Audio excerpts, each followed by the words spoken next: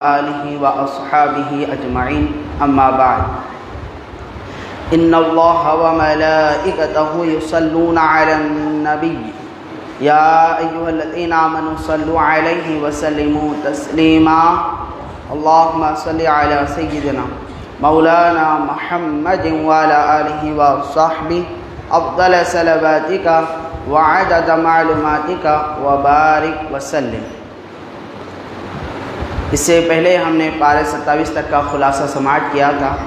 آج پارے 28 کا انشاءاللہ ہم خلاصہ سماعت کریں گے۔ پارہ 28 اس کی شروعات سورہ مجادلہ سے ہوتی ہے اور یہ سورت مدینہ منورہ میں نازل ہوئی ہے۔ اس میں 3 رکوع اور 22 آیتیں ہیں۔ مجادلہ کہتے ہیں بحث اور تکرار کرنے کو، یعنی اس سورت میں ایک خاتون کا ذکر کیا گیا ہے جس نے حضور پاک صلی اللہ علیہ وسلم سے بحث و تکرار کی تھی، اور اسی بحث و تکرار کا جو مسئلہ تھا اس کو کہا جاتا ہے زہار۔ زہار کیا چیز ہے اور کیا بحث و تکرار ہوئی تھی، آئیے اس کو سماعت کریں۔ سب سے پہلے اس واقعے کو سننے سے پہلے زہار کسے کہتے ہیں اس کو ذہن میں نشین رکھیں۔ زہار یہ انسانی زندگی میں بالخصوص شادی شدہ لوگوں کو اس مسئلے کو سمجھنا بڑا ضروری ہے، اور شادی شدہ لوگوں کی زندگی سے اس کا تعلق ہے۔ زہار کہتے ہیں کہ شوہر اپنی بیوی کے جسم کے کسی حصے کو یا بیوی کے تعلق سے ایسی بات کہے، جیسے کہ مثال کے طور پہ شوہر اپنی بیوی کا چہرہ دیکھ کر کہے کہ تیرا چہرہ میری ماں کی طرح مجھے نظر آتا ہے، یا اس کے ہاتھ پکڑ کر کہیں کہ یہ تیرے ہاتھ ہیں، یہ میری بہن کی طرح مجھے نظر آتے ہیں۔ یعنی اپنی عورت کا اپنی بیوی کے جسم کے کسی حصے کو اس عورت سے تشبیہ دینا، اس سے اگزامپل دینا جو عورت اس کے لیے حرام ہے، جیسا ماں ہے، بیٹی ہے، بہو ہے، اسی طرح خالہ ہے، پھوپھی ہے، جو کہ جس سے نکاح کرنا ہمارے لیے حرام ہے۔ ہم محبت میں اگر اپنی بیوی کے جسم کے کسی حصے کو ان عورتوں کے ساتھ تشبیہ دیتے ہوئے کہتے ہیں تیرا چہرہ تو میری بہن کی طرح خوبصورت نظر آتا ہے، یا تیری پیشانی ایسی چوڑی ہے، اتنی اچھی ہے کہ میری ماں کی پیشانی بھی ایسی نظر آتی ہے، یا جسم کے گردن کو دیکھ کر کہیں، یا پھر جسم کے کسی بھی حصے کو اپنی اس عورت سے تشبیہ دے جس سے نکاح کرنا ہمارے لیے حرام ہو، اس کو کہا جاتا ہے زہار۔ زمانے جاہلیت میں کیا تھا، اگر کوئی شوہر اپنی بیوی کو اپنے اوپر حرام عورت سے تشبیہ اگر دے دیتا تو اس میں طلاق ہو جاتی تھی۔ تو ایک صحابی رسول تھے جن کا نام تھا حضرت اوس بن صامت رضی اللہ تعالی عنہ۔ انہوں نے کیا کیا، اپنی بیوی سے تھوڑی سی انبن ہو گئی تو کہا اپنی بیوی کے ساتھ زہار کر لیا، یعنی اپنی بیوی سے کہا کہ تو مجھ پر ایسی ہی ہے جیسے کہ میری ماں ہے، یعنی جس طرح میری ماں سے میرے کو نکاح کرنا نہیں ہے، نہ ہم بستری میں کر سکتا ہوں، حرام ہے، اسی طرح تیرا میرا رشتہ میری ماں کی طرح ہے۔ تو جو ہی یہ تشبیہ دے دیے تو اس زمانے میں طلاق سمجھا جاتا تھا، تو یہ فوراً خاتون اپنے شوہر کے گھر سے نکلتی ہے، حضور صلی اللہ علیہ وسلم کے پاس جا کر پوچھتے ہیں یا رسول اللہ صلی اللہ علیہ وسلم میرے شوہر نے مجھ سے زہار کر لیا ہے، یعنی میری تشبیہ، یعنی مجھے اگزامپل بنا دیا ہے اپنی ماں کے ساتھ، تو یا رسول اللہ کیا اس میں طلاق ہو گئی؟ اللہ کے نبی صلی اللہ علیہ وسلم خاموش رہتے ہیں، کیونکہ ابھی تک اس زہار کے تعلق سے اسلامی کچھ بھی احکام نہیں آئے تھے۔ صرف زمانے جاہلیت میں یہ سمجھا جاتا تھا کہ کوئی شوہر ایسی تشبیہ دے دے ماں سے، بہن سے، بیٹی سے، پھوپھی سے، خالہ سے اپنی بیوی کے، تو طلاق ہو جاتا ہے۔ اللہ کے نبی خاموش ہوتے ہیں، لیکن یہ عورت جو ہوتی ہیں جن کا نام تھا حضرت خولہ رضی اللہ تعالی عنہا، یہ حضور سے بحث کرنے جاتی ہیں۔ بحث سے مراد یہ نہیں کہ وہ جھگڑا کر رہی تھی، حضور سے لڑ رہی تھی، بلکہ وہ یہ چاہتی تھی کہ اسلام کا اس کے بارے میں کچھ حکم آ جائے۔ اللہ کے نبی خاموش ہوتے ہیں کیونکہ اس بارے میں کوئی حکم نہیں ہے، حتیٰ کہ یہ اپنی بات کو دہرانے لگتی ہے، بار بار کہنے لگتی ہے اللہ کے نبی آپ خاموش کیوں ہیں، کچھ بولتے کیوں نہیں ہیں؟ کیا آپ نہیں دیکھتے ہیں کہ اگر طلاق ہو جائے گی تو میں بوڑھی عورت ہوں، اپنے شوہر سے جب گھر سے نکل جاؤں گی تو میرے کھانے پینے کا کیا ہوگا؟ میرے بچے چھوٹے چھوٹے ہیں، اگر میں شوہر کے طرف اس کو چھوڑ دیتی ہوں بچوں کو تو اس کی تعلیم پر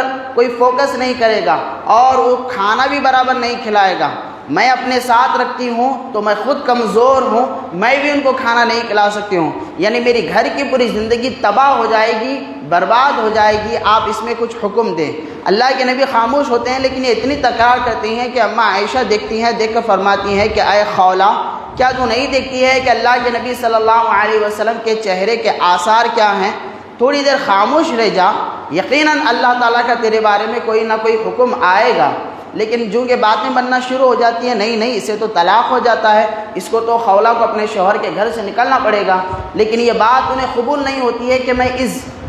حالت میں طلاق لے کر میں اپنے شوہر کے گھر سے نکلوں۔ اسی دوران اللہ کے نبی صلی اللہ علیہ وسلم کے پاس سورہ مجادلہ پارہ 28 کے ابتدائیہ آیات نازل ہوتے ہیں، جس میں اللہ تبارک و تعالی حضور پاک صلی اللہ علیہ وسلم سے فرماتا ہے کہ اے نبی پاک صلی اللہ علیہ وسلم، یہ جو خولہ، یہ جو خاتون ہے، آپ کے ساتھ بحث و تکرار کر رہی ہے، اللہ تبارک و تعالی نے ان تمام گفتگو کو سن لیا ہے اور اللہ حالات سے باخبر ہے۔ اللہ تبارک و تعالیٰ زہار کے تعلق سے یہ حکم نازل فرماتا ہے کہ اگر کوئی شوہر اپنی بیوی کی تشبیہ اپنی ماں، بہن یا اس عورت سے دے جس سے نکاح کرنا اس کے لیے حرام تھا، تو اس پر اللہ تبارک و تعالیٰ کا یہ حکم ہے کہ وہ پہلے تو ایک غلام کو آزاد کرے، اگر وہ نہیں کر سکتا ہے تو پھر 2 مہینے کے روزے رکھے، اگر وہ بھی نہیں کر سکتا ہے تو 60 مسکینوں کو کھانا کھلائے، اگر یہ تینوں کام نہیں کرے گا تو گناہگار ہوگا، لیکن طلاق واقع نہیں ہوگی۔ جو ہی یہ حکم اللہ کے نبی اس عورت کو، حضرت خولہ کو سناتے ہیں تو بڑی خوش ہو جاتی ہیں اور ان کا گھر کا مسئلہ سالو ہو جاتا ہے۔ تو پارہ 28 کی ابتدائی آیت میں اللہ تبارک و تعالیٰ نے اسی کا حکم فرمایا ہے۔ سمجھنے والی بات یہاں پر یہ ہے، وہ یہ کہ زہار، کہ کبھی بھی محبت میں بہت زیادہ بولتے ہیں نا کہ بہاناؤں میں بہہ نہیں جانا چاہیے، کہ محبت میں بیوی کے کبھی کبھار انسان کسی بھی چیز سے اس کی تشبیہ دینے لگتا ہے، چاہے اس کی خوبصورتی ہو، سنگار ہو، بناوٹ ہو، چہرے کی رنگت ہو، چال چلن ہو، ڈھنگ ہو، سیرت ہو، صورت ہو۔ اگر وہ ایک ایسی عورت سے اپنی بیوی کی تشبیہ، اگزامپل، مثال دینے لگ جائے جو عورت اس کے لیے حرام ہو، جیسے کہ ماں، کہے کہ بھئی تو میری ایسی ہی خدمت کرتی ہے جیسے کہ میری ماں، تو یاد رکھیں اسے زہار ثابت ہو جائے گا۔ اسی طرح میاں بیوی میں ہوتا ہے نا بھئی، علماء اکرام اس کو بیان کرتے ہیں باضابطہ، بولتے ہیں نا بھئی شوہر بیوی سے بیبی، بچے جیسا بچے کو ہم بولتے ہیں بیبی کم کم، بیبی کم، یہ بھی الفاظ، کیونکہ ہم اپنے چھوٹے بچے کو بھی بولتے ہیں نا بھئی بیبی، اور شونو، ایسے جو بھی الفاظ ہوتے ہیں باضابطہ علماء لکھے ہیں کہ ایسے الفاظ جو کہ ہم اپنے بچوں کے لیے یوز کرتے ہیں، محبت والے جن کے الفاظ یہ ہیں جو کہ اپنے بیٹا یا بیٹی کے لیے یوز کرتے ہیں، بہت زیادہ محبت میں اگر شوہر بیوی کے لیے یوز کریں گا زہار ثابت ہو جاتا۔ زہار میں کیا ہوتا، میاں بیوی دونوں کو الگ ہونا پڑتا، جب تک کہ ایک غلام آزاد نہیں کریں گا، یا پھر 2 مہینے تک روزے نہیں رکھیں گا، یا 60 مسکینوں کو کھانا نہیں کھلائیں گا، اس وقت تک دونوں کی زندگی گناہ میں گزرتی رہے گی۔ بالخصوص اس کا ذمہ دار شوہر ہوگا، اگر شوہر نے اپنی بیوی کی تشبیہ اس عورت سے دی جو اپنے لیے حرام ہوتی ہے، تو شادی کرنے سے پہلے شادی کے مسائل کو سمجھنا یہ فرض ہے، یاد رکھیں۔ طلاق کا مسئلہ بھی اس کے آگے آنے والا ہے، چاہے طلاق ہو، زہار ہو، خلا ہو، طلاق رجعی، بائن، یہ تمام جو ازواجی زندگی کے مسائل ہے یہ سیکھنا پہلے ضروری ہے،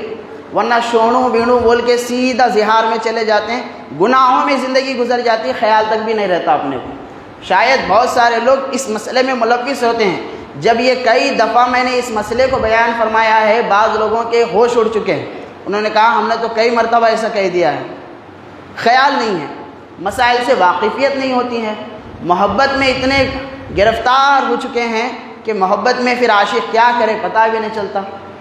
تو اس چیز سے بچنا ضروری ہے، بالکل شادی شدہ لوگوں کے لیے شادی سے متعلق مسائل کو جاننا بہت ہی ضروری ہے۔ بہرحال اس میں بڑی تفصیل ہے، گفتگو اگر ڈیپ میں چلے جائے گی تو ماباقی باتیں رہ جائیں گے۔ اس کے بعد سورہ حشر کا آغاز ہوتا ہے۔ سورہ حشر یہ مدینہ منورہ میں یہ صورت نازل ہوئی ہے۔ اس صورت میں 3 رکوع ہیں، 24 آیتیں ہیں۔ حشر کا معنی ہے اکٹھا کرنا،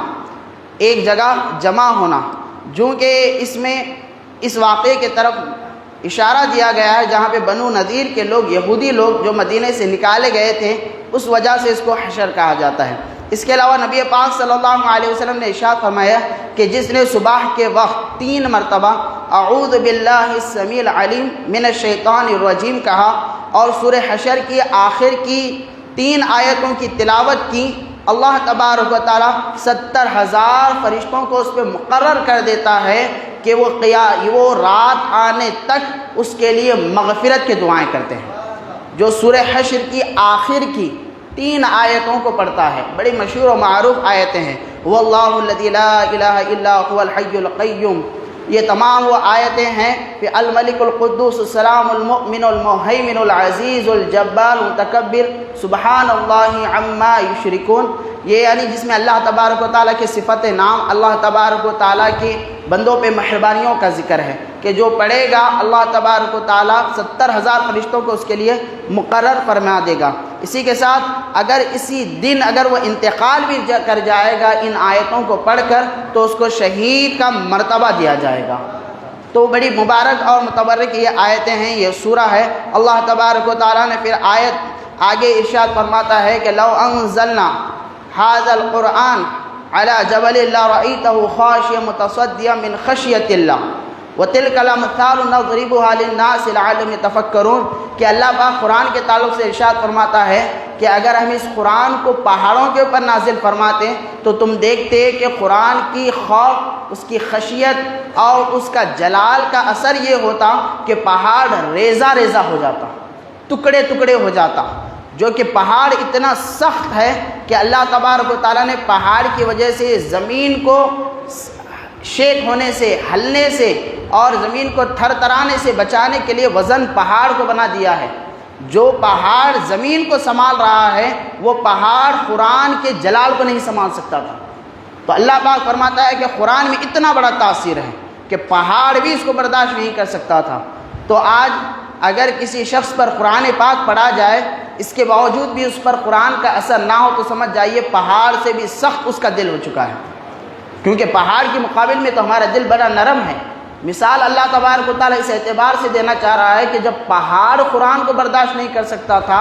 اس کے اندر ایک الگ سا انقلاب پیدا ہو جاتا تھا۔ تم تو انسان ہو، جب قرآن کو سنو تو قرآن کے عمل کے طرف آؤ، تمہارے دل تو موم کی طرح نرم ہونا چاہیے، تمہارے اندر تو قرآن کے لیے محبت پیدا ہونا چاہیے۔ قرآن کی محبت کا یہ معنی ہے کہ قرآن جس بات کا حکم دیتا ہے اس بات پہ عمل پیرا ہو جائیں، قرآن جس بات سے روکتا ہے اس کام سے رک جائے۔ قرآن کا حق یہ ہے کہ اس کو تجوید کے ساتھ پڑھا جائے، قرآن کا حق یہ ہے کہ اس کو بہترین آواز اور لحن کے ساتھ پڑھا جائے، قرآن کا حق یہ ہے کہ اس کے معنی اور تفسیر کے ساتھ اسے پڑھا جائے۔ قرآن کا حق یہ ہے کہ قرآن پہ جیسا اللہ کے رسول نے عمل کرنے کا حکم دیا ہے ویسے عمل کر کے بتائیں۔ قرآن صرف جائے نمازوں میں بند کر کے گھر کے اوپر رکھنے کا نام نہیں ہے، یا کسی کے مرنے کے وقت سورہ یاسین کھول کے پڑھنے کا نام نہیں ہے۔ قرآن جادو منتر کے لیے نہیں آیا ہے، قرآن عمل کرنے کے لیے آیا۔ یہ ہماری قوم کی بدقسمتی ہے کہ ہم 40ویں 10ویں کے وقت قرآن پڑھانا جانتے ہیں، کوئی مرنے لگے تو بازو بیٹھ کر قرآن پڑھانا جانتے ہیں، بیٹی کو جہیز میں کچھ دینا ہو تو قرآن دینا جانتے ہیں، لیکن ہماری قوم کی بدقسمتی یہ ہے کہ قرآن کو پڑھنا اور پڑھانا ہم نہیں جانتے۔ اچھا، بیٹی کو جہیز میں جو قرآن پاک دیا جاتا ہے اس کا مطلب کیا ہے؟ اس کا معنی کیا ہے؟ اس کا معنی یہ ہے، اس کا مقصد یہ ہے کہ میں نے اپنی بیٹی کو جو قرآن کا علم ہے وہ قرآن کا علم میں نے اس کو دیا ہے۔ لوگ کیا سمجھتے ہیں بیٹی کے جہیز میں قرآن دینے سے اچھا بہت کچھ ہو گیا، نہیں، بلکہ ہم قرآن دے کر یہ بتانا چاہتے ہیں کہ دنیا کی تمام علم اور دنیا کی تمام دولت جو کہ قرآن کے سامنے کچھ نہیں ہے، تو میں نے قرآن کو دے دیا تو پوری دین اور دنیا کی دولت اپنی بیٹی کو دے دی۔ مقصد یہ ہے، اور بہتر اور افضل یہ ہوگا اور یہی کرنا بھی چاہیے ایک باپ کو کہ بجائے جہیز میں بیٹی کے سر پر قرآن دینے کے، بیٹی کے دل میں قرآن کو اتار دے، قرآن کی تعلیم دے۔ ایک باپ سے یاد رکھے پوچھا جائے گا کہ اس نے بیٹی کی تعلیم کیسی کی، ایک باپ سے پوچھا جائے گا کہ اس کی بیٹی کی جوانی میں اس نے خیال کیسا کیا، ایک باپ کو پوچھا جائے گا کہ اپنی بیٹی کا نکاح کس گھر میں اس نے کیا۔ اس لیے اسلام نے کہا کہ جب نکاح کرو بیٹی کا تو پہلے بیٹی سے اجازت لو، اگر وہ بالغہ ہے، کہ اسے رشتہ پسند ہے یا نہیں ہے۔ اگر باپ اپنی زور زبردستی سے اس کا نکاح ایسے گھرانے میں کر دیتا ہے جہاں پر اس سے ظلم ہو رہا ہے، جہاں پر اس کے تعلق سے اس کی زندگی جہنم بن چکی ہے، تو یاد رکھیں اس کا ذمہ دار ایک باپ ہوگا۔ تو پہلے جانچیں، پڑتال کریں، پھر تحقیق کریں، پھر اس کے بعد بیٹی سے رضامندی حاصل کریں۔ بیٹی راضی ہے تو اسی کے بعد نکاح کرنے کی اجازت دی گئی ہے۔ تو سب سے بہترین تعلیم، سب سے بہترین تحفہ، سب سے بہترین گفٹ اگر کوئی باپ اپنی اولاد کو دے سکتا ہے تو وہ قرآن کی تعلیم سے بڑھ کر کچھ نہیں ہو سکتا ہے۔ پرانے زمانے میں آپ دیکھتے ہیں اولیاء اللہ کی زندگی پڑھیں، علماء کی زندگی پڑھیں، اسلاف کی زندگی پڑھیں کہ انہوں نے اپنی بنیادی تعلیم اپنے ماں باپ کے پاس بیٹھ کر حاصل کی ہے۔ ایک صاحب کا واقعہ آتا ہے کہ وہ اپنے ایک بچے کو لے کر ایک مدرسے میں چلے جاتے ہیں عالم صاحب کے پاس، جا کر کہتے ہیں کہ میرے بچے کو حفظ کرانا ہے۔ تو وہ ان کو دیکھتے ہیں، دیکھنے کے بعد تھوڑا تعجب کرتے ہیں کہ آج تو پہلا دن آپ کا بچہ آ رہا ہے اور آپ آتے ہی بچے کو حفظ کرانا چاہتے ہیں۔ حفظ سے مراد ہے بغیر دیکھے قرآن پاک پڑھانا۔ تو کہتے ہیں نہیں میرا بچہ بہت اچھا پڑھتا ہے، آپ پڑھ کے سن کے ایک مرتبہ دیکھ لیں۔ تو بچے کو بٹھاتے ہیں، تو جب دیکھتے ہیں تو دیکھ کر بڑے تعجب میں پڑ جاتے ہیں، بچہ واقعتاً بہت اچھا پڑھ رہا ہے اور حفظ کرنے کے قابل بھی ہے۔ لیکن جو معلم صاحب ہوتے ہیں، جو عالم صاحب ہوتے ہیں، وہ دیکھ کر بڑا دنگ رہ جاتے ہیں کہ ان کا جو والد صاحب ہے داڑھی کٹی ہوئی ہے، کوٹ پہنے ہوئے ہیں، ایک بڑے آفیسر نظر آ رہے ہیں، لیکن ان کے گھرانے میں اتنا اچھا قرآن پڑھنے والا، کیونکہ عام طور سے ہوتا ہے نا بھائی کہ دنیاوی مصروفیات کی وجہ سے ماں باپ اپنے بچوں کو ایسی تعلیم دے نہیں سکتی ہے، تو ان کا گمان جاتا ہے کہ آخر یہ ایسا کیسا ہو سکتا ہے۔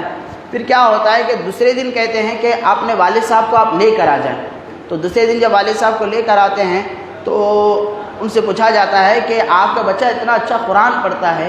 کئی پارے حفظ بھی بچہ کیا ہوا ہے، اور آپ کی حالت دیکھ کر ایسا معلوم ہوتا ہے کہ آپ تو بڑے دنیا دار نظر آتے ہیں، پھر یہ دین کی تعلیم آپ میں کیسے؟ تو کہتے ہیں کہ مصعب بات دراصل یہ ہے، یہ میرا تیسرا لڑکا ہے جو کہ حفظ کرنے کے لیے آ رہا ہے، اس سے بڑے اور دو بھائی ہیں اور دونوں کے دونوں قرآن حافظ بھی ہیں، دونوں قرآن حافظ ہیں۔ تو مصعب پوچھتے ہیں ایسا کیسا؟ کہیں مدرسے میں پڑھا؟ بولے نہیں کہیں مدرسے میں نہیں پڑھے۔ کہیں ہاسٹل میں رہ کے پڑھے؟ بولے نہیں کہیں ہاسٹل میں نہیں۔ پھر حفظ کہاں کیا؟ بولے گھر میں ہی وہ بچے حفظ کر لیے ہیں۔ پوچھے کہ وہ کیسا؟ تو انہوں نے کہا بات دراصل یہ ہے، میری بیوی بڑی نمازی ہے، قرآن کو اچھا پڑھنے والی ہے اور قرآن کی کئی صورتوں کی حافظہ بھی ہے۔ میری بیوی کی میرے بچوں کے اوپر تربیت بچپن سے ایسی تھی کہ میری بیوی اپنے بچوں کو قرآن کا حافظ ایسا بنائی ہے اپنے پاس خود کہ بچے جب میرے بڑے ہونے لگے، جیسے جیسے بچوں کی خواہشات بڑھنے لگی، ہم نے ہر خواہش کے اوپر بچوں سے قرآن کی تعلیم کو حاصل کرنے کا وعدہ کر لیا تھا۔ جیسے مثال کے طور پر ہمارے بچہ ایک بڑا ہونے لگا، اس نے کہا کہ مجھے سائیکل دلاؤ، تو میری بیوی نے یہ شرط رکھا کہ میں تمہیں سائیکل اسی وقت دلاؤں گی جب تم 1 مہینے میں 3 سے 4 پارے حفظ کر کے مجھے بتاؤ گے۔ تو سائیکل کے چکر میں میرے بچے نے حفظ کر لیا۔ پھر جب میرے بچے اور تھوڑے بڑے ہونے لگے تو جیسے اس کی خواہش ہونے لگی کہ ابا آج ہم کو باہر کھانے کے لیے جانا ہے، تو میری بیوی ان کے سامنے کنڈیشن رکھتی تھی اگر کھانے کے لیے جانا ہے تو آج تم کو 2 صفحے 3 صفحے حفظ سنانا پڑے گا۔ میرے بچے جب خواہش کرنے لگے کہ ہمیں پاکٹ منی چاہیے تو میری بیوی یہ شرط رکھتی تھی کہ تمہیں پاکٹ منی دی جائے گی، شرط یہ ہے کہ تم اپنا سبق اور آموختہ ہم کو سنا کر تمہیں جانا پڑے گا۔ تو جیسے جیسے ان کی خواہشات تھیں، ہم نے خواہشات کو جو جائز تھی کبھی رد نہیں کیا، بلکہ اس کے بدلے میں ان سے قرآن کی تعلیم کو مانگ لیا۔ اس طریقے سے میرے بچے جیسے جیسے جوانی کو پہنچتے گئے، اللہ کے فضل و کرم سے میرے بچے قرآن بھی پڑھنے لگے اور حافظ قرآن بھی بن گئے۔ تو ماں باپ کی تربیت اولاد کے لیے بے حد ضروری ہے، اور وہ تربیت جوانی میں جا کر نہیں، وہ تربیت 8th یا 7th میں جا کر نہیں، بلکہ علماء اکرام بیان فرماتے ہیں کہ ماں باپ کی تربیت اپنی اولاد کو اسی وقت سے شروع ہو جاتی ہے جب معلوم ہو جائے کہ ماں حمل سے بیٹھ چکی ہے۔ جب حاملہ عورت ہو گئی وہیں سے تربیت شروع، کیونکہ ماں جو کام کرے گی اس کا اثر پیٹ میں بچے کے اوپر اثر ہونے لگے گا۔ وہ نہ دنیا کو جانتا ہے، نہ دنیاوی حالات کو جانتا ہے، یا نہ دنیاوی معاملات کو جانتا ہے، لیکن جو ماں کی عادت ہوگی وہ اس کے اوپر اثر ہوگی۔ میں نے اس سے پہلے کئی دفعہ یہ بات کہی ہے، آپ کبھی غور کریں، چھوٹے بچے جو ہوتے ہیں ان کے پاس جب وہ رونے لگتے ہیں تو شور کریں، موبائل لگا کے دیں، ساؤنڈ کریں، ویلیوم بڑھا دیں یا پھر جھنجھنے کی آواز کریں، وہ بچے جو ہے نا خاموش بیٹھ جاتے ہیں۔ ہوتے نہیں ہوتے؟ بچے والے بولو بھائی، ہوتے نہیں ہوتے؟ کیا توفیق صاحب ہوتے ہیں؟ چلیے، اسی طرح کسی بڑے آدمی کے سامنے اگر کوئی جھنجھنا بجائے، اریٹیٹ ہوتا نہیں ہوتا آدمی؟ اب یہیں پہ اعتکاف والے سے ہو گئے ہیں، کوئی آ کے آوازیں کرنے لگے، اریٹیٹ ہوتے نہیں ہوتے؟ ایسی کی تیسی بول کے اڑ جاتے سیدھا، تو غصے میں آتا نہیں آدمی، اریٹیٹ ہو جاتا۔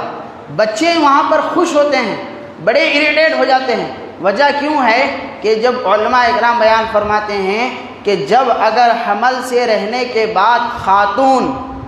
اگر موبائل میں، اسنیپ چیٹ میں، انسٹاگرام میں، فیس بک پہ وہ چاٹ، فلاں چاٹ، یہ چاٹ، ٹی وی لگا کر جب ساؤنڈ کے ساتھ لاؤڈ اسپیکر لگا کر جب وہ اپنے سانگز کو سنتی ہے، یہ گانوں کو سنتی ہے، یا اس کے آس پاس جب شور زیادہ ہونے لگتا ہے اور عورت کو جب خوشی محسوس ہونے لگتی ہے، اسی کا اثر پیٹ میں پل رہے اس کے بچے پر بھی ہونے لگتا ہے۔ جب بچہ پیدا ہوتا ہے اسے سانگز کیا ہے نہیں معلوم، ٹی وی کی آواز کیا ہے نہیں معلوم، شور کیا ہے اس کو نہیں معلوم، اس کو ایک دھن معلوم ہوتی ہے کہ جب وہ ماں کے پیٹ میں تھا کسی طریقے کی آواز کو سن کر اس کی ماں خوش ہوا کرتی تھی، اس وجہ سے اسی خوشی کا اثر بچے کے اوپر ہوتا ہے۔ جب آپ جھنجھنا بجائیں گے تو وہ خاموش ہو جاتا ہے، سکون میں چلے جاتا ہے، لیکن جیسے جیسے بڑا ہو جائے گا اسے سمجھ میں آتا ہے جھنجھنے کی آواز اچھی چیز نہیں ہے، پھر اس سے وہ اریٹیٹ ہونے لگتا ہے۔ تو جہاں ماں حمل سے ہو گئی وہیں سے شروع۔ آج ہمارے پاس معاشرے میں یہ ہو گیا ہے، بچہ 1 سال کا ہو جانے کے بعد اس کے موبائل ہاتھ میں دیا جاتا ہے۔ ماں باپ کو بھی چاہیے بس سکون مل جائے۔ یاد رکھیں یہ موبائل کا استعمال جو بچوں کو 1 سال کی عمر سے کھیلنے کے لیے دے رہا ہے، اور ماں باپ یہ سمجھ رہے ہیں کہ ہم بڑے سکون میں اس میں جانے والے ہیں، ایک تو بچوں کے یہ آئیز جو ہیں، یہ آنکھیں جو ہیں، اس سے بچوں کے خراب ہونے والے ہیں، ذہنی توازن اس سے خراب ہونے والا ہے۔ بچہ جو چیز موبائل میں دیکھے گا بس اسی کو دنیا سمجھے گا، یاد رکھیں، اور اتنا اس کو اس کا ہیبٹ ہو جائے گا اور اتنا اس کا لالچ ہو جائے گا کہ بچے سے موبائل کی عادت چھڑانا، ایک بار کو دودھ چھڑانا آسان ہو جائے گا، لیکن موبائل کی عادت چھڑانا دشوار سے دشوار بن جائے گا۔ آج ہم دیکھ رہے ہیں بچے چھوٹے چھوٹے ہیں، بچوں کو عینک لگی ہوئی ہے، چشمہ لگا ہوا ہے، وجہ کیا ہے؟ موبائل ہاتھ میں دے دے رہے، لو جو کرنا ہے دن بھر، ماں بھی بولے سکون میں 1 گھنٹہ سونے کے واسطے ملا تو بس ہے، لے موبائل لے، پھوڑ توڑ کیا بھی کر، تیرے باوا کی کمائی مست ہے اور بنا کے لانے والے ہیں۔ تو یاد رکھیں یہ تربیت کا معاملہ نہیں ہوتا ہے، چونکہ ہم یہاں پر جو بیٹھے ہوئے ہیں ایجوکیٹڈ لوگ ہیں، ہمارے سامنے پورا زمانہ ہے، معاشرہ ہے، زندگی ہے، غیر شادی شدہ بھی لوگ ہیں، ان کے سامنے شادی کے مراحل بھی آنے والے ہیں، تو اس چیز کو تھوڑا سا ہمیں سمجھ کر اپنی زندگی کو سدھارنے کی طرف جانا ہے۔ تو بہرحال قرآن کی تعلیم سب سے بہترین تعلیم ہے، ایک باپ اپنی اولاد کو تعلیم قرآن سے بڑھ کر کوئی چیز نہیں دے سکتا ہے۔ پھر آگے بڑھتے ہیں، سورہ ممتحنہ کا آغاز ہوتا ہے۔ سورہ ممتحنہ یہ مدینہ منورہ میں یہ صورت نازل ہوئی ہے، اس صورت میں 2 رکوع ہیں، 13 آیتیں ہیں۔ اس صورت میں اللہ تبارک و تعالیٰ غیر مسلموں کے ساتھ جو تعلقات ہوتے ہیں اس کے تعلق سے مذمت کیا ہے۔ تھوڑا ایک مسئلے کو سمجھ لیں، اس کے بعد آگے بڑھ جاتے ہیں کہ غیر مسلموں کے ساتھ تعلقات رکھنا جائز ہے یا نہیں جائز ہے۔ تو اس میں علماء کرام کے 3 باتیں ہیں، جس میں سے 2 پر ہمیں عمل کرنا ہے۔ مثال کے طور پہ علماء کرام اس میں بیان فرماتے ہیں کہ غیر مسلموں سے ایسے تعلقات، توجہ دیں، غیر مسلموں سے ایسے تعلقات یا ایسا قلبی لگاؤ یا ایسا ان میں گھل مل جانا کہ مسلمان اور غیر مسلمان کون ہے پہچان ختم ہو جائے، اس طریقے سے ان کے ساتھ پہچان یا دوستانہ بنانا یہ اسلام میں ناجائز ہے۔ مثال کے طور پہ ہولی کا پروگرام آ گیا، آپ بھی بولے بھئی ارے ہم سیکولر ملک میں رہتے ہیں، ہولی کھیلنا ہمارے کو بھی ہے، جا کے ان کے رسم و رواج میں ایسا گھل مل گئے، ہولی کھیلنے میں ایسا مشغول ہو گئے، آپ کو پہچاننا مشکل ہو گیا ایک انجان آدمی کے لیے، آیا یہ مسلمان ہے یا غیر مسلم ہے۔ یعنی اس طریقے سے گھل مل جانا، ان کے ہر رسم و رواج میں جا رہے ہیں، ان کے ہر پوجا پنڈتی میں جا کر بیٹھ رہے ہیں، ان کے ہر فنکشنز میں جا رہے ہیں، ان کی طرح ٹیکا بھی لگا رہے ہیں، ان کے جو بھی رسم و رواج ہوں گے، صرف ہندو نہیں کسی بھی مذہب کے رسم و رواج میں اتنا گھل مل جانا کہ آپ کی پہچان کرنا ایک انجان آدمی کے لیے مشکل ہو جائے، یہ مسلمان ہے یا غیر مسلم ہے، اتنا گھل مل جا کر ان سے تعلقات بنانا یہ اسلام میں جائز نہیں ہے۔ تو جائز کیا ہے؟ اسلام یہ کہتا ہے کہ غیر مسلم کنٹری میں رہتے ہو یا پھر ایسے علاقے یا ایسے ماحول میں رہتے ہو جہاں پر مسلمان کے علاوہ غیر مسلم بھی ہے، تو ان کے ساتھ حسن سلوک کرنا، یعنی ان کے ساتھ بات چیت، نارمل بات چیت کرنا، ان کی مدد کرنا انسانیت کے خاطر پر، ان کا تعاون کرنا، ان کے ساتھ گفتگو کرنا، پڑوسی ہونے کے ناطے اپنے گھر سے کچھ ان کے لیے کھانا بھیجنا، کچھ ان کے لیے تحفے بھیجنا، ان کے ساتھ بیٹھ کر باتیں کرنا، یہاں تک اسلام اجازت دیتا ہے۔ یعنی حسن اخلاق انسانیت کی بنیاد پر ملے ہیں، ٹھیک ہے، کیسے ہیں، اچھے ہیں، بات چیت بس، لیکن اتنا گھل مل جانا، پوری طریقے سے ان کی ہر رسم و رواج میں اتنا پریشان ہو جانا، اتنا ان میں ڈوب جانا کہ فرق ہی محسوس نہ ہو، یہ جائز نہیں ہے۔ اسی کے ساتھ ساتھ ہم دیکھتے ہیں کہ جن کا تعلق ذرا غیر مسلموں سے ہوتا ہے، وہ لوگ کیا کرتے ہیں، ہولی آ جاتی ہے یا وہ دیپاولی آ جاتی ہے، جنماشٹمی آ جاتی ہے، رام نومی، ایسے بہت سارے جو ان کے رسم و رواج کے معاملے آتے ہیں، ہمارے لوگ بھی مبارکباد دینے میں لگ جاتے ہیں۔ تفصیل میں جائے بغیر ایک لفظ میں اتنا بات کہوں گا کہ یہ جائز نہیں ہے۔ اللہ پاک نے سورہ آل عمران، سورہ ممتحنہ، اس میں مذمت کی ہے ایسے مسلمانوں کی کہ جو غیر مسلموں کے رسم و رواج پر مبارکبادیاں دیتے ہیں۔ دراصل ہماری مبارکبادی دینا اس بات کی علامت ہوتی ہے جو تم کر رہے ہو بالکل صحیح ہے۔ کہ ہم غیر مسلموں کے عقیدے کو صحیح مانتے ہیں، تو جو مبارکبادیں دیتے ہیں وہ یہ ثابت کر رہے ہیں نہیں بھائی بالکل آپ ٹھیک کر رہے ہو، یہ آپ کو کام کرنا چاہیے، ہمارے طرف سے تائید ہے، یہ بالکل جائز ہے۔ تو ہم اپنے ان کے غلط کام کو اپنی طرف سے جائز بتا رہے ہیں ان کو مبارکباد دے کر۔ تو کیا کرنا چاہیے؟ مبارکباد نہیں دینا چاہیے؟ نہیں، اگر کوئی ایسا مسئلہ سامنے پیش آیا تو بولیں بھائی یہ اچھی چیز ہے، آپ کریں، حسن اخلاق کے ساتھ ان کو روا دوا کریں، ملاقات کریں، بس اتنا کافی ہے۔ یعنی اتنی دیوار ایسی دیوار اٹھائیں کہ جھانک کر دیکھنا بھی آسان ہو جائے لیکن آنا جانا آسان نہ ہو جائے۔ جھانک کر دیکھنے میں بڑی سہولت ہے، آنا جانا اتنا ہو جائے کہ غیر مسلموں میں پورا کھل مل جائے، اسلام اس سے روکتا ہے۔ اسی طرح ہمارے معاملات ایسے لوگوں سے بھی جڑے ہوئے ہیں جو کہ غیر مسلم ہیں۔ آپ نے اکثر دیکھا ہوگا کہ غیر مسلم سلام بھی کرتے ہیں، السلام علیکم صاحب، تو ہم بدلے میں ہم بھی سلام کرتے ہیں۔ تو اس میں دو قول ہیں، بعض علماء کرام بیان فرماتے ہیں کہ جب غیر مسلم سلام کرے تو اس کے جواب میں آپ کہیں وعلیکم السلام علی من اتبع الہدی، کہ ہدایت کے ساتھ تمہارے اوپر بھی سلامتی ہو۔ بعض علماء فرماتے ہیں کہ اگر تمہارے سلام کا جواب نہیں دینے سے کوئی غیر مسلم بھائی ناراض ہو جائے اور اس کے دل میں تمہارے تعلق سے دشمنی پیدا ہو جائے تو ایسی صورت میں اس کو بھی وعلیکم السلام کہنے میں کوئی حرج نہیں ہے۔ لیکن اس میں ایک چیز کو مد نظر رکھنا ہے، وہ یہ کہ ہمارے کئی لوگ ایسے ہوتے ہیں جب غیر مسلم سے ملتے ہیں تو سامنے سے پہلے خود ہی سلام کرتے ہیں، السلام علیکم بلکہ ہم خود سلام کرتے ہیں، یا پھر ان کی طرح جو نمستے ہے یا پھر ان کا جو بھی رسم و رواج ہے سلام دعا کرنے کا ہم خود اپنے طرف سے کرتے ہیں۔ یاد رکھیں ایسا نہیں کرنا چاہیے۔ غیر مسلموں سے روابط رکھنا، تعلقات رکھنا اسلام منع نہیں کرتا ہے، لیکن اسلام یہ کہتا ہے کہ تم غیر مسلموں سے اتنا گھل مل مت جاؤ، اتنا ان کے ساتھ تعلقات مت بناؤ کہ تمہاری پہچان کرنا ہی مشکل ہو جائے، اتنے تعلقات بنانے سے منع کیا گیا ہے۔ بہرحال اس کے بعد آگے سورہ صف کا آغاز ہوتا ہے۔ اس سورت میں 2 رکوع ہیں، 14 آیتیں ہیں۔ صف کا معنی آتے ہیں قطار لگا کر کھڑے ہو جانا۔ پھر اللہ تبارک و تعالیٰ اس کی شروعات کی آیت میں ارشاد فرماتا ہے کہ یا الذین آمنوا لما تقولون ما لا تفعلون، کہ اے ایمان والو اس بات کا حکم نہ دو جو تم خود نہیں کرتے ہو۔ یہاں پر اللہ تبارک و تعالیٰ فرماتا ہے کہ پہلے خود عمل کرو، اس کے بعد دوسروں کو عمل کرنے کی تعلیم دو، اس کا فائدہ ہوگا۔ یہ آیت پاک تربیت کے تعلق سے ہے، یہ آیت پاک ہر اس شخص کے تعلق سے ہے جو کہ دوسروں کو نصیحت کرتا ہے کہ پہلے خود عمل کرے، اس کے بعد دوسروں کو عمل کی بات کہیں۔ مثال کے طور پر مسجد کے امام صاحب ہیں، انہوں خود نمازیں نہیں پڑھ رہے، بیان میں بول رہے ہیں کہ 5 وقت کی نماز پڑھو، کیا اس کا اثر ہوگا؟ بلکہ اللہ کے نبی فرماتے ہیں جو خود عمل نہیں کرتا ہے، دوسروں کا عمل کرنے کی بات کہتا ہے، بروز قیامت اس کے زبانوں کو کینچی سے کاٹے جائیں گے، اس کے لیے دردناک عذاب کی وعید اللہ کے نبی فرماتے ہیں کہ جو خود عمل نہیں کرتا دوسروں کا عمل کرنے کی بات کہتا ہے۔ تو پہلے خود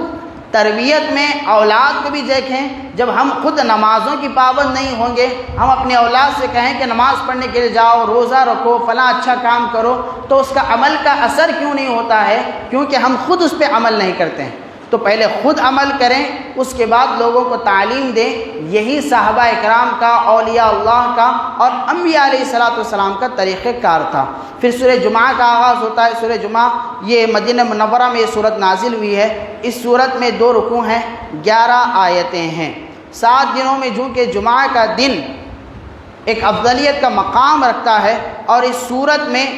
جمعہ کا لفظ آیا ہے، اس وجہ سے سورت کا نام سورۃ الجمعہ ہے۔ سورہ جمعہ کی بہت سارے فضیلتیں آپ سماعت کرتے رہتے ہیں۔ اللہ کے نبی صلی اللہ علیہ وسلم ارشاد فرماتے ہیں کہ ایک جمعہ سے دوسری جمعہ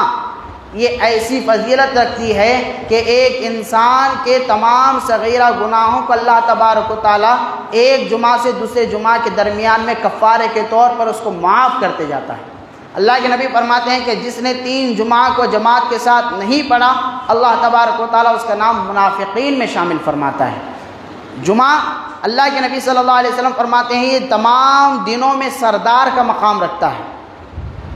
اللہ کے نبی فرماتے ہیں جمعہ کے دن ہی اللہ تبارک و تعالیٰ نے آدم علیہ السلام کو پیدا فرمایا، جمعہ کے دن ہی ان کو جنت سے زمین پر بھیجا، اور جمعہ کا دن ہی وہ ہے جس دن قیامت بھی آئے گی۔ اللہ کے نبی فرماتے ہیں جو شخص جمعہ کی رات یا دن میں انتقال کر جائے گا، اللہ تبارک و تعالیٰ اس کے گناہوں کی مغفرت فرما دے گا۔ تو جمعہ کا جو اصل کانسیپٹ ہے، جمعہ کہاں سے نکلا ہے، تو اللہ کے نبی صلی اللہ علیہ وسلم جب ہجرت کر مدینے کو جا رہے تھے، مکے میں جب تک حضور صلی اللہ علیہ وسلم تھے جمعہ کی نماز فرض نہیں تھی۔ اللہ کے نبی جب مکہ چھوڑ کر مدینے کی طرف جا رہے تھے تو اس درمیان میں مسجد قباء پر آپ علیہ السلام رکتے ہیں، مسجد قباء کی تعمیر ہوتی ہے۔ پھر اللہ کے نبی وہاں سے نکلتے ہیں جمعرات کے دن یا جمعہ کے دن اللہ کے نبی وہاں سے نکلتے ہیں۔ جب جمعہ کے دن نکلتے ہوئے ایک مقام پر آتے ہیں تو وہاں پر جب سورج ڈھل جاتا ہے، جمعہ کا وقت آ جاتا ہے، اللہ کے نبی صحابہ اکرام کو حکم دیتے ہیں کہ مسجد قباء سے تھوڑا آگے، مدینہ منورہ سے تھوڑا پہلے، بیچ میں ایک مقام پر ٹھہر کر کہتے ہیں کہ یہاں پر مسجد بناؤ تاکہ ہم جمعہ کی نماز پڑھیں گے۔ تو سب سے پہلی جمعہ جو پڑھی گئی ہے وہ سفر کی حالت میں حضور نے پڑھا ہے۔ نہ وہ جمعہ کی نماز مکے میں ہوئی ہے، نہ وہ جمعہ کی نماز مدینے میں ہوئی ہے، بلکہ اللہ کے نبی مسجد قباء سے تھوڑا آگے، مدینہ مسجد سے پہلے اللہ کے نبی صلی اللہ علیہ وسلم نے جمعہ کی نماز پڑھی ہے۔ جمعہ کا جو اولڈ نیم تھا یہ تھا عروبہ، عروبہ اس کا پرانا نام تھا، پھر اس کو بدل کر جمعہ کا نام رکھ دیا گیا ہے۔ تو جمعہ کی بے حساب فضیلتیں ہیں۔ اللہ کے نبی فرماتے ہیں کہ جمعہ کے دن ایک ایسا وقت ہے جس میں جو بھی دعا مانگو اللہ تبارک و تعالیٰ اس دعا کو قبول فرما دے گا۔ اب وہ وقت کون سا ہے؟ وہ پہلی اذان کے بعد سے شروع ہوتا ہے، نماز کے ختم تک وہ وقت ہوتا ہے۔ اس میں بعض نے فرمایا کہ جب امام صاحب خطبہ دینے کے لیے یہاں پہ ممبر پر بیٹھ جاتے ہیں اسی وقت وہ وقت شروع ہو جاتا ہے، لیکن یاد رکھیں صحیح قول یہ ہے کہ جمعہ کا جو دعا کا جو بہترین وقت جس میں دعا کو رد نہیں کی جاتی ہے وہ اذان سے نماز کے ختم ہونے تک ہے۔ آپ جب چاہیں دعا مانگے، اللہ تبارک و تعالیٰ چاہے تو دعاؤں کو قبول فرمائے گا۔ تو بہرحال یہ جمعہ کی فضیلت اللہ کے نبی فرماتے ہیں، اسی آیت پاک میں اللہ فرماتا ہے ساتھ ہی ساتھ کہ جب جمعہ کی پہلی اذان دی جائے، کاروباری حضرات توجہ فرمائیں کہ جب جمعہ کی پہلی اذان دی جائے اس کے بعد کاروبار کرنا حرام ہے، حرام ہے، حرام ہے۔ یعنی کاروبار کرنے والا اور چیزوں کو خریدنے والا، یہ دونوں چیزیں ایک دوسرے کے لیے حرام ہو جاتے ہیں۔ جمعہ کی اذان کے ساتھ اللہ پاک فرماتا ہے فَاسْعَوْا إِلَىٰ ذِكْرِ اللَّهِ، کہ جب اذان ہو جائے تو اللہ کے ذکر سننے کے لیے مسجدوں کی طرف آ جاؤ، دوڑ کر آنے کا حکم ہے، یعنی تیزی کے ساتھ تم مسجدوں کی طرف آ جاؤ۔ جمعہ کی اذان کے بعد کاروبار کرنا یہ حرام ہے، اور حرام کا ایک لقمہ جب پیٹ میں جائے گا اللہ تبارک و تعالیٰ 40 دن کی عبادتوں کو قبول کرے گا؟ نہیں کرے گا۔ تو یاد رکھیں جمعہ کی اذان کے ساتھ مسجد میں آنے کا حکم ہے، جلد سے جلد مسجد کی طرف ہماری توجہ ہونی چاہیے۔ اس کے بعد سورہ منافقین کا آغاز ہوتا ہے۔ سورہ منافقون یہ بھی مدینہ منورہ میں نازل ہوئی ہے۔ اس صورت میں 2 رکوع ہیں، 11 آیتیں ہیں۔ اس صورت کی ابتدا میں منافقین کی صفات یعنی منافقین کون ہوتے ہیں اس کے تعلق سے بیان کیا گیا ہے، اس وجہ سے سورت کا نام سورہ منافقون ہے۔ منافقون یعنی منافق وہ ہوتا ہے جس کی زبان پہ تو کلمہ ہوتا ہے لیکن دل میں اسلام کی مخالفت ہوتی ہے۔ منافقین کی تعداد مدینے میں بہت زیادہ تھی، اور یہ وہ لوگ تھے جو گھر کے بیدی بن کر اسلام کو اندر سے دیمک کی طرح کھا رہے تھے۔ سامنے آتے تو کہتے کہ ہم تو اسلام کے ماننے والے ہیں، ہم تو اسلام کے پروانے ہیں، لیکن جو ہی پلٹ جاتے تو اسلام کے خلاف سب سے زیادہ ان کی سازشیں ہوتی ہیں۔ مدینے میں سب سے زیادہ اللہ کے نبی صلی اللہ علیہ وسلم کو تکلیف پہنچانے والے، اسلام کو اندر سے کھوکھلا کرنے کے لیے جنہوں نے حکمتیں سازشیں کی ہیں وہ منافقین تھے، جو باہر سے مکے والوں کو بھی مدینے کی راز کی باتیں بتاتے ہیں، یہودیوں کو بھی راز کی باتیں بتاتے ہیں، اور مسلمانوں کو آپس میں ہمیشہ لڑوانے کا کام کرتے ہیں۔ اللہ تبارک و تعالیٰ فرماتا ہے منافقین کی صفتیں کہ منافق کون ہوتا ہے، فرماتے ہیں کہ منافق جھوٹا آدمی ہوتا ہے، دھوکے باز ہوتا ہے، یہ بغض رکھتا ہے، غیبت کرتا ہے، شراب پیتا ہے، اور یہ وہ لوگ ہوتے ہیں جو ہمیشہ جھوٹی قسمیں کھایا کرتے ہیں، اور جب بھی جو بات کہتے ہیں تو ہمیشہ ان کے زبان پر جھوٹ ہی جھوٹ ہوتا ہے، نہ انہیں قرآن سے کوئی لینا ہوتا ہے، نہ دینداری سے ان کا کوئی مطلب ہوتا ہے، دنیا ان کی نظروں میں ہمیشہ ہوتی ہے۔ تو منافقین کے اللہ تبارک و تعالیٰ یہ پہچان بتاتا ہے۔ اللہ تبارک و تعالیٰ ہماری اس صفتوں سے اللہ تبارک و تعالیٰ ہماری حفاظت فرمائے۔ اس کے بعد سورۃ تغابن کا آغاز ہوتا ہے۔ اس صورت میں 2 رکوع ہیں، 18 آیتیں ہیں، اور اس کے بعد تغابن کے بعد سورۃ طلاق کا آغاز ہوتا ہے۔ اس صورت میں 2 رکوع ہیں، 12 آیتیں ہیں۔ چونکہ اس میں طلاق کا لفظ آیا ہے اس وجہ سے اس صورت کو سورۃ طلاق کہا جاتا ہے۔ یاد رکھیں طلاق یہ اسلام کی طرف سے اجازت ہے۔ اللہ کے نبی صلی اللہ علیہ وسلم ارشاد فرماتے ہیں کہ حلال چیزوں میں، جائز چیزوں میں اللہ تبارک و تعالیٰ کو جو چیز سب سے زیادہ ناپسند ہے وہ ہے طلاق۔ اگرچہ کہ جائز ہے، حلال ہے، لیکن اللہ اس کو پسند نہیں کر سکتا ہے۔ طلاق کیا چیز ہے؟ طلاق یہ اسلام کی وہ چھوٹ ہے جو میاں بیوی کے درمیان میں اگر انبن اتنی بڑھ جائے، تکرار اتنی بڑھ جائے، بحث مباحثہ اتنا بڑھ جائے کہ نہ خاندان والوں کے سمجھانے سے بات سمجھ رہی ہے، نہ قاضی شہر کے بتانے سے وہ بات سمجھ میں آ رہی ہے، نہ کسی بھی صورت میں بات نہیں بن رہی ہے، تو اللہ تبارک و تعالیٰ طلاق کے ذریعے سے میاں بیوی کو الگ ہونے کی اجازت دیتا ہے۔ دراصل طلاق میاں بیوی کے درمیان میں ان کے کانٹریکٹ کو ختم کرتا ہے، کیونکہ نکاح کا مطلب یہ ہے ایک طریقے کا کانٹریکٹ کہ میاں بیوی ساتھ میں رہنے کا اپنے ساتھ کانٹریکٹ کر لیتے ہیں۔ یعنی اسلام شادی کے پاک دامن کو ایسا نہیں بتاتا ہے کہ ایک مرتبہ ایک عورت کسی کے ساتھ نکاح کر لی، اب وہ شرابی ہے، کبابی ہے، ظالم ہے، جوا خور ہے، کتنا بھی برا ہے، لیکن اسلام یہ نہیں کہتا ہے کہ اس کے ساتھ رہے، وہ مارے تو بھی مار خا، وہ ظلم کرے تو بھی ظلم سے۔ جیسے کہ ہوتا ہے بعض مذاہب میں کہ ایک مرتبہ بیٹی کی ڈولی اٹھی تو اس کے بعد بیٹی کی ڈولی نہیں بلکہ بیٹی کی لاش ہی آ سکتی ہے، لیکن زندہ بیٹی ہمارے گھر نہ آئے۔ یعنی اسلام یہ نہیں کہتا ہے کہ ایک مرتبہ بھان دیے تو ختم، ادھر ہی چلے جا، بلکہ اسلام یہ کہتا ہے اگر میاں بیوی میں انبن بہت زیادہ بڑھ جائے تو طلاق کے ذریعے سے وہ الگ ہو سکتے ہیں۔ لیکن یاد رکھیں یہ وہ آخری راستہ ہے جو کچھ نہ سمجھ میں آنے کے بعد یہ کرنا ہے، لیکن طلاق کی لعنت سے بچنا چاہیے، طلاق دینے سے بچنا چاہیے، یا ایسے جگہ جہاں پر طلاق کے معاملات ہو رہے ہیں وہاں پہ انوالو ہو کے طلاق ہونے سے بچانا چاہیے۔ رشتے ختم ہو جاتے ہیں طلاق کی وجہ سے، حالانکہ نکاح دیکھیں اتنا پاک دامن یہ رشتہ ہے، جب 2 میاں بیوی رشتہ نکاح کے ذریعے سے جڑتا ہے، 2 اجنبی لوگ جڑتے ہیں، 2 اجنبی خاندان جڑتے ہیں، 2 اجنبی دوست جڑتے ہیں، اس طریقے سے کئی اجنبی لوگ آپس میں ایک رشتے میں مضبوط ہو جاتے ہیں، جو کہ اسلام کی سب سے پہلی صفت ہے کہ آپس میں اتحاد پیدا کرو۔ لیکن جب طلاق ہوتی ہے تو صرف 2 آدمی یا دو شخصیات الگ نہیں ہوتے ہیں، بلکہ دو خاندان کے آپس میں درار آ کر وہ دونوں خاندان ایک دوسرے سے جدا ہو جاتے ہیں۔ تو طلاق ایک ایسا ہتھیار ہے کہ سب سے آخری صورت میں اس کو یوز کرنا ہے۔ اب اس کا طریقہ بھی بتایا گیا ہے کہ بیوی کو طلاق دینا ہے تو ایک طلاق اس کی پاکی کی حالت میں دو، جس کو طلاق رجعی کہا جاتا ہے، اور اس کے بعد چھوڑ دو، 3 مہینے کی مدت گزر جائے گی تو خود بخود طلاق ہو جائے گا۔ اچھا، ایک بیٹھک پر اگر کوئی طلاق دے دے گا اپنی بیوی کو کہ تجھے طلاق، تجھے طلاق، تجھے طلاق، تو اس سے بھی یاد رکھیں طلاق ہو جائے گی۔ نشے کی حالت میں بھی اگر کوئی طلاق دے دے گا تو طلاق ہو جائے گی۔ اسی طرح لڑائی جھگڑا چل رہا تھا اور بعد میں یہ کہہ دے جا میرے گھر سے نکل جا، تیرے کو آج سے میں اپنے سے جدا کر دیا، ایسے الفاظ جو اشارتاً کنایتاً ہو رہے ہیں، یا طلاق کے تعلق سے بحث ہو رہی ہے، مثال کے طور پہ میاں بیوی میں جھگڑا ہو رہا ہے، لڑائی ہو رہی ہے، چرم پر ہے، اس کی ماں اس کی ماں دونوں سامنے آ چکے ہیں،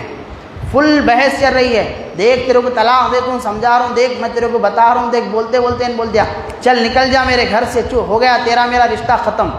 طلاق کا ذکر نکلتے ایسا بول دیے فوراً طلاق ہو جاتی، یاد رکھیں۔ یہ اتنا نازک مسئلہ ہے، اس پہ ہماری توجہ بہت ضروری ہے۔ بیٹھے بول دیے، ہنستے بول دیے چل تیرے کو آج طلاق دے دیا، ہو گئی طلاق ختم۔ ارے نہیں، مذاق میں بولا، مذاق اسلام میں نہیں چلتا، بول دینے سے ختم، طلاق ہو گئی۔ کئی مسئلے ایسے آتے ہیں لوگ طلاق دے دیتے، نہیں وہ ایسا بولا تھا ویسا بولا تھا، نہیں۔ طلاق دینے کے بعد اگر میاں بیوی رشتہ بنا کر رکھتے ہیں تو ان کا رشتہ بنانا ان کے لیے آپس میں حرام ہو جاتا ہے۔ اس کے بعد جو اولاد بھی پیدا ہوتی ہے وہ حرام کی اولاد کہلاتی ہے، یاد رکھیں۔ جب تک وہ جوان ہوتے جائیں گے بڑھاپے تک ماں باپ کو اس کا گناہ ملتا جائے گا۔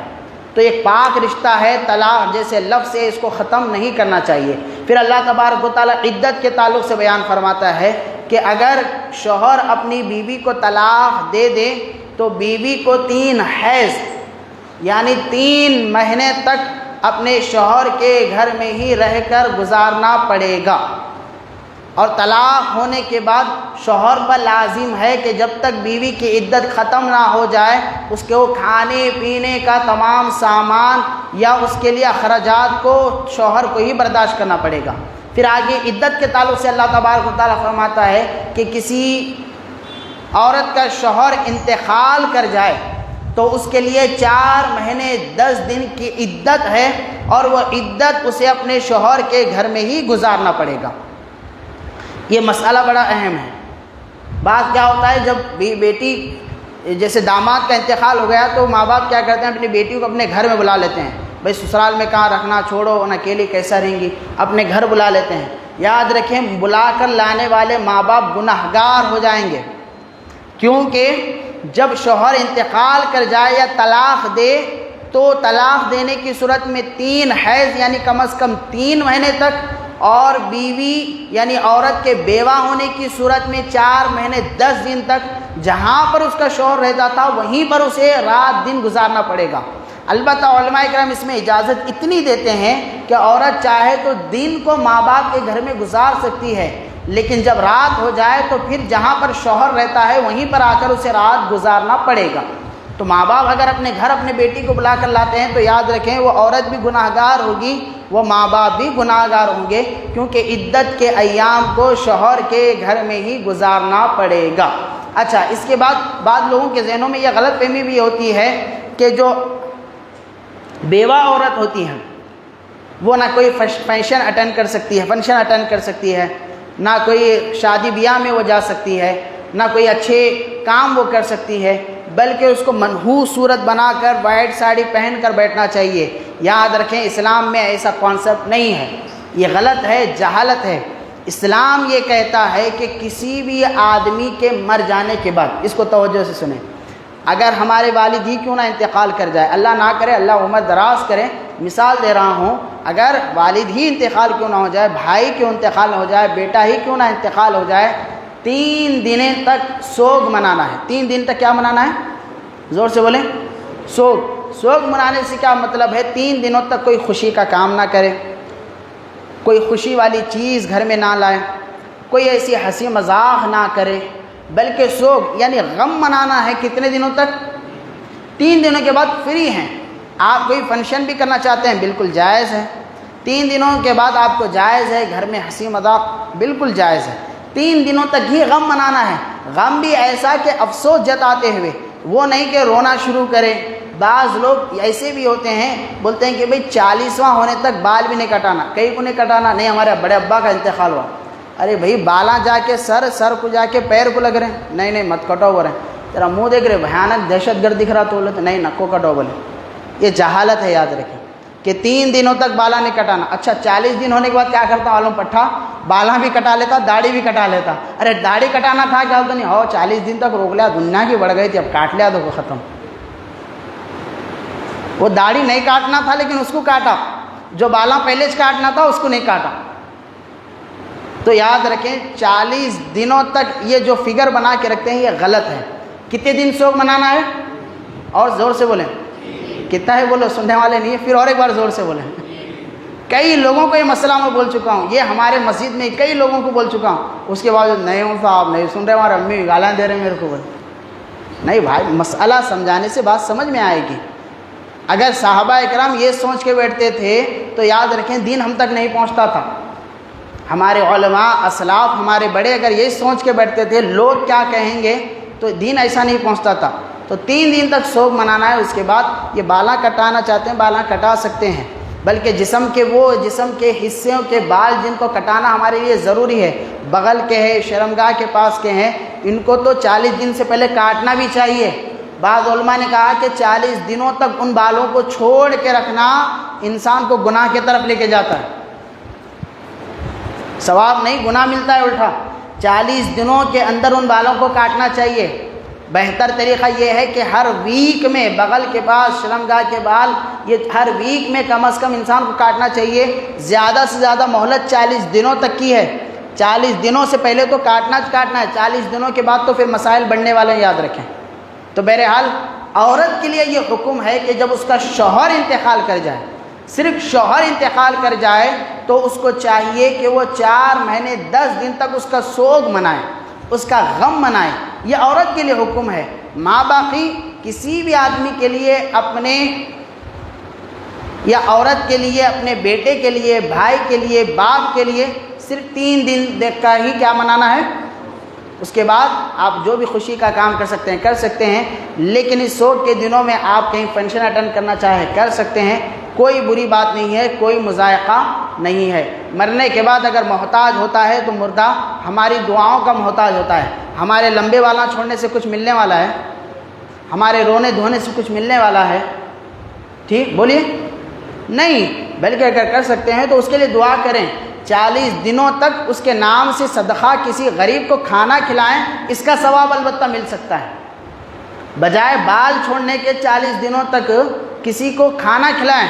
یا روزانہ 10 روپے اپنے مرحوم کے نام سے 40 دنوں تک پیسے بانٹتے رہیں، یقین جانیں اس کا ثواب بہتر طریقے سے مل سکتا ہے۔ لیکن یہ بالاں چھوڑنا، جہالت والے باتیں کرنا یا گھر میں کوئی خوشیاں نہیں کرنا، پورا نحوست گھر میں بٹھانا یہ جائز نہیں ہے۔ تو اللہ تبارک و تعالیٰ طلاق اور اس سے متعلق باتوں کو یہاں پر ذکر فرماتا ہے۔ اس کے بعد سورہ تحریم کا آغاز ہوتا ہے، اس سورت میں 2 رکوع ہیں، 12 آیتیں ہیں۔ سورہ تحریم میں اللہ تبارک و تعالیٰ حضور پاک صلی اللہ علیہ وسلم کے اس واقعے کی طرف ذکر فرماتا ہے کہ جس میں اللہ کے نبی صلی اللہ علیہ وسلم کی ازواج مطہرات جو کہ 11 تھیں، تو 11 ازواج مطہرات میں اللہ کے نبی صلی اللہ علیہ وسلم ایک اپنی زوجہ محترمہ حضرت زینب بنت جحش رضی اللہ تعالی عنہا کے پاس جاتے ہیں۔ جا کر اللہ کے نبی کو شہد بہت پسند تھا، تو شہد کھاتے تھے حضور صلی اللہ علیہ وسلم ان کے پاس جا کر، اور وہ اپنے شوہر یعنی حضور صلی اللہ علیہ وسلم کے لیے بڑے چاؤ سے شہد کا ہمیشہ کچھ نہ کچھ ایک قسم کا شربت کہیں یا شہد کو بچا کر وہ رکھتی تھی۔ انہیں پسند تھا کہ میرا شوہر یعنی حضور صلی اللہ علیہ وسلم شہد سے بہت محبت کرتے ہیں اور شہد کے ذریعے سے میں حضور کی محبت کو اور جیت جاؤں گی، تو اس وجہ سے وہ شہد کھلایا کرتی تھی۔ اس لیے کہا گیا ہے کہ بیوی کو دل میں اترنا ہے تو اس سے پہلے شوہر کے منہ سے اسے اترنا چاہیے۔ اچھا کھلیں گے تو شوہر کے دل میں خود بخود اتریں گے۔ اب یہ میں نے وہ رہا، قرآن میں اللہ تعالیٰ ذکر کر رہا کہ حضرت زینب بنت جحش حضور صلی اللہ علیہ وسلم کے لیے کیا کھلاتی تھی؟ بولے دور سے، کیونکہ حضور کو یہ چیز کیا تھی؟ بہت پسند تھی۔ اب ہوا کیسا، چونکہ حضور صلی اللہ علیہ وسلم کی دیگر ازواج مطہرات بھی تھیں، تو حضرت عائشہ صدیقہ رضی اللہ تعالیٰ عنہ کو بات معلوم پڑتی ہے، اچھا انہوں شہد کھلا رہے ہیں، تو انہوں کیا کرنے لگے، حضور صلی اللہ علیہ وسلم کو کہنے لگے آپ وہ مغافر نام کا ایک آتا تھا، وہ اس زمانے میں ایک میٹھا چیز ہوتی تھی، اس کی وجہ سے بدبو آتی تھی، تو حضور صلی اللہ علیہ وسلم سے بولنے لگے ارے آپ مغافر کھا کے آئے کیا؟ حضور فرمانے لگے نہیں میں مغافر تو نہیں کھایا، نہیں بدبو آ رہی ہے آپ کے پاس سے۔ تو حضور صلی اللہ علیہ وسلم سوچے کیا زینب بنت جہش نے مجھے شہد کھلایا ہے، اس میں بدبو تھی کیا؟ نہیں میں شہد کھا کے آیا۔ ارے نہیں مغافر کی بو آ رہی دیکھو ایسا۔ پھر حضور صلی اللہ علیہ وسلم کیا ہوا، پھر اپنی دوسری زوجہ حضرت حفصہ رضی اللہ تعالیٰ عنہ کے پاس گئے، تو حضرت عائشہ ان کو بھی سکھائے تھے، دیکھو زینب شہد کھلا کے حضور کو اپنے قریب کر رہے ہیں، حضور صلی اللہ علیہ وسلم تو سب میں عدل کرتے ہیں، لیکن کوئی قریب نہیں ہونا حضور سے، سب ایک لیول میں رہنا، تو جب حضور آ جائے تم بھی بولو کہ بدبو آ رہی دیکھو بدبو آ رہی، تو جیسے حضور ان کے پاس جاتے ہیں تو انہوں بھی بولتے ہیں یا رسول اللہ مغافر کھا کے آئیں کیا؟ حضور فرماتے ہیں مغافر نہیں میں تو شہد کھا کے آیا، نہیں ذرا بدبو آئی جیسا محسوس ہو رہا دیکھو، تو حضور فرماتے ہیں ارے زینب تو مجھے شہد کھلاتی ہیں، اس میں بدبو کہاں تھے؟ تو اللہ کے نبی صلی اللہ علیہ وسلم قسم کھا لیتے ہیں واللہ میں قسم کھا لیتا ہوں کہ آج کے بعد شہد میں اپنے آپ کے اوپر حرام کر لیتا ہوں۔ حالانکہ زینب کیا چاہ رہی تھی، میں شہد کھلاتے جاؤں حضور کے دل میں اپنی جگہ قریب کرتے جاؤں۔ اب دوسری بیویاں کیا سمجھتے ہیں، انہوں شہد کھلا کے قریب ہو گئے تو ہمارا کیا ہوگا؟ جسے پتہ چلتا ہے کہ کھانے کے راستے سے شوہر کے دل میں اتر سکتے ہیں، تو جیسے ہی شہد کھانے کو حضور اپنے اوپر حرام کر لیتے ہیں، حالانکہ یہ کوئی چیز اللہ کے نبی صلی اللہ علیہ وسلم کی زندگی یاد رکھے ہمارے لیے ایگزامپل نمونہ ہے، یعنی اللہ کے نبی بھی یہ نہیں چاہتے تھے کہ میں کسی بیوی کے اتنا قریب ہو جاؤں کہ دوسری بیویاں اس کو برا سمجھنے لگیں، تو اللہ کے نبی فرماتے ہیں، اللہ کے نبی جانتے تھے میں زینب کے پاس جاؤں گا تو وہ شہد تو کھلائیں گی، اگر میں منع کروں گا تو پھر وہ ناراض ہو جائیں گی، اگر شہد کھا کر میں یہ بیویاں کے پاس آؤں گا تو یہ ناراض ہو جائیں گی، تو اللہ کے نبی نے کہا کہ میں خود شہد کو اپنے پر حرام کر لیتا ہوں۔ تو اللہ کے نبی صلی اللہ علیہ وسلم کی اس بات پہ اللہ تبارک و تعالیٰ نے سورۃ تحریم کی آیتوں کو نازل فرمایا کہ اللہ کے نبی صلی اللہ علیہ وسلم ایسا نہ کریں کہ بیویوں کو خوش کرنے کے لیے آپ کسی چیز کو اپنے اوپر حرام کر لیں، بلکہ ہونا تو یہ چاہیے کہ بیویاں آپ کی رضامندی میں اپنے آپ کو قربان کریں، لیکن آپ اپنے قسم کو توڑ دیں، چونکہ آپ کی پسندیدہ چیز شہد ہے، ہمیں اس کا علم ہے، لہذا اپنی بیویوں کو راضی کرنے کے لیے شہد کو حرام نہ کریں، قسم کا کفارہ دیں، قسم کو توڑ دیں اور شہد کھانے کو پسند کریں، کیونکہ آپ کے شہد کھانے کو اللہ بھی پسند فرماتا ہے۔ تو اللہ کے نبی صلی اللہ علیہ وسلم سے دو باتیں سمجھ میں آتی ہیں، ایک ان کے ازواج مطہرہ سے یہ کہ بیوی کا کام ہمیشہ اپنے شوہر کو خوش رکھنے میں، کس میں ہے؟ عورتیں نہیں ہیں نا، تم سن رہے تھے کہ بیوی کا کام یہ ہے کہ شوہر کو ہمیشہ، بولو بھائی ارے تم لوگ کیوں تڑپ، اور سے زور سے، بیوی کا کام کیا ہے؟ ہمیشہ شوہر کو، بولیے کیا ہے؟ اور شوہر کا کام یہ ہے کہ ہمیشہ ایسا کوئی کام نہ کرے جس سے اس کی بیوی ناراض ہو جائے۔ واہ واہ، اب پلٹی دو گو بازی، وہاں سے نہیں آنا لام علی اللہ نہیں ہونا، یہاں سے بھی لے ہونا لام علی لے بھی ہونا، یعنی بیوی ہمیشہ اس فکر میں ہونا میرا شوہر مجھ سے کیسے خوش ہو جائے، میں اپنے شوہر کو کیسے خوش رکھوں،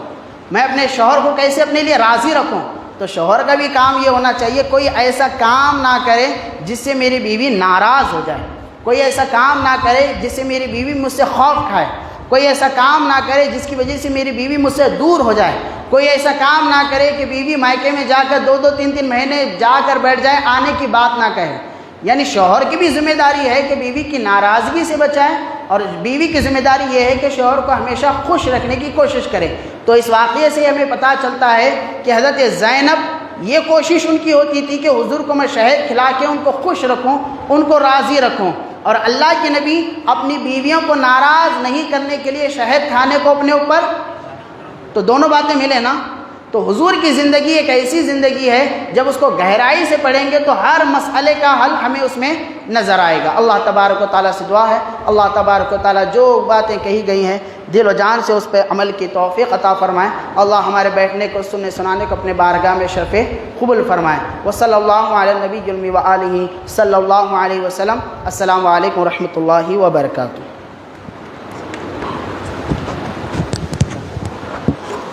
کسی صاحب کی بائک کی چابی ملی ہے، جس کسی کے پہچان بتا کر نائب امام صاحب کے پاس سے حاصل کر سکتے ہیں۔